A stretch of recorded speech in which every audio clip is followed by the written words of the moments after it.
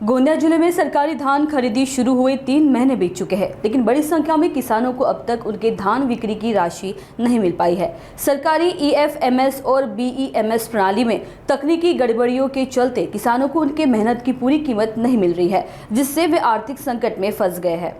गोंदिया जिले के 110 किसानों की 3 करोड़ 80 लाख से अधिक की राशि ईएफएमएस प्रणाली के कारण फंसी हुई है।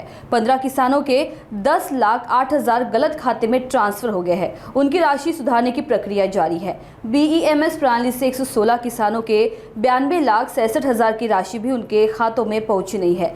जिला मार्केटिंग अधिकारी विवेक इंगड़े ने बताया कि सरकारी प्रणाली में तकनीकी कठिनाइयों के कारण पैसे में देरी हो रही है। शासन स्तर पर इन समस्याओं पर कार्रवाई शुरू है। किसानों को खरीफ मौसम के लिए आवश्यक राशि प्राप्त करने के लिए चिंता बढ़ गई है।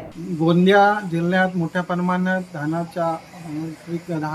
लागवड होत असते आणि शेतकरी रब्बी आणि खरीप ही दोन्ही पिकं घेतात आणि खरेदी विक्री संस्थेच्या मार्फत ते धानाचे विक्री करतात आणि जे शासनाने शेतकऱ्यांचा धान खरेदी करण्यात यावा आणि त्यांना वेळेवर चुकारा देण्यात यावा यासाठी नवीन भीम ॲप तयार केला आहे।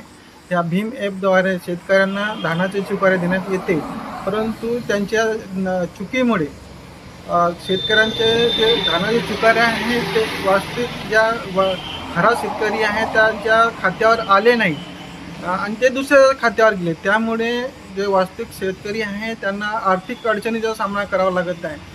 शासनाने या भीम ॲपकडे ज्या चुका आहेत त्या त्वरित दुरुस्त कराव्या आणि ज्या शेतकऱ्यांचे चुकारे अडले आहेत त्यांना त्वरित त्या भीम ॲपद्वारेच त्यांना चुकारे देण्यात यावे।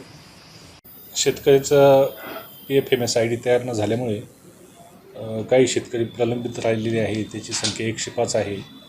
तसेच त्याची अमाऊंट रक्कम जी आहे ती 86,70,000 आहे।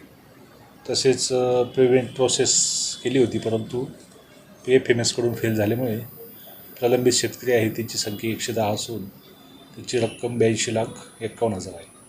तसेच काही शेतकऱ्यांची रक्कम ही चुकीच्या खात्यावर गेली होती, ते आता शेतकरी आम्ही त्या रक्कम परत घेतल्या, तर ती 15 शेतकऱ्यांची रक्कम 10,08,000 आहे।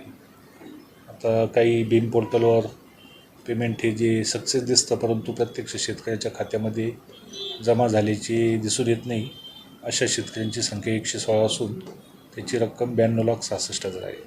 तर या बाबतीमध्ये आमचा ईएफएमएस प्रदान कार्यालय भीम पोर्टल यांच्याकडे पाठपुरावा सुरू असून सदरची रक्कम जलद गतीने त्या शेतकऱ्यांच्या खात्यावर कशी वर्ग करता येईल या बाबतीमध्ये प्रयत्न चालू आहे।